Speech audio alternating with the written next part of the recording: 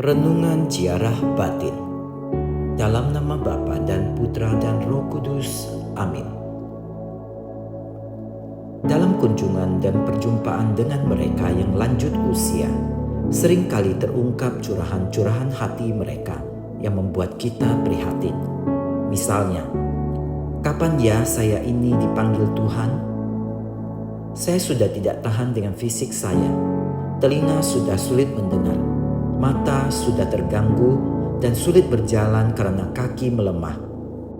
Berbagai curahan hati yang menyedihkan ini akan selalu kita dengar saat berjumpa atau mengunjungi mereka yang lanjut usia. Dalam Injil hari ini, Yesus memberitahukan kepada para muridnya dan kita, para pengikutnya, bagaimana Ia akan menderita. Para murid dan kita juga akan mengalami hal yang sama karena kita beriman kepada Dia. Oleh karena itu, kita juga harus siap untuk menderita.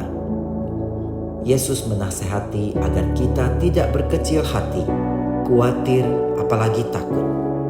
Sebab Ia akan memberikan kata-kata hikmat dan kita tetap hidup jika kita tetap bertahan dalam iman kepadanya.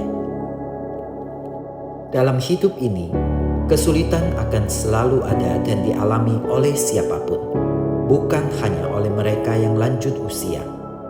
Namun, sebagai orang beriman, berbagai kesulitan yang kita hadapi dapat kita pandang sebagai kesempatan untuk semakin dekat dengan Tuhan, menjadi peluang bagi kita untuk bertumbuh dan berkembang dalam iman.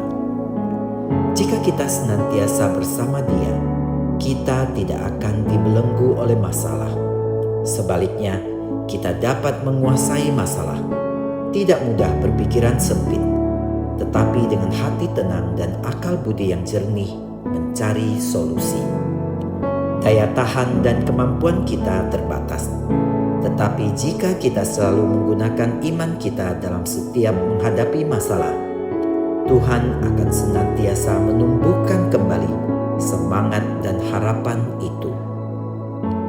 Kita hanya perlu tekun, setia dan tahan dalam menghadapi semua itu. Tanpa semua itu, kita tidak akan berhasil.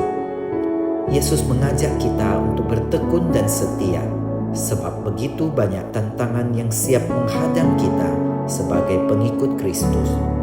Mulai dari serangan terhadap ajaran yang kita imani, hingga cara hidup kita sehari-hari sebagai orang yang mengimani Kristus.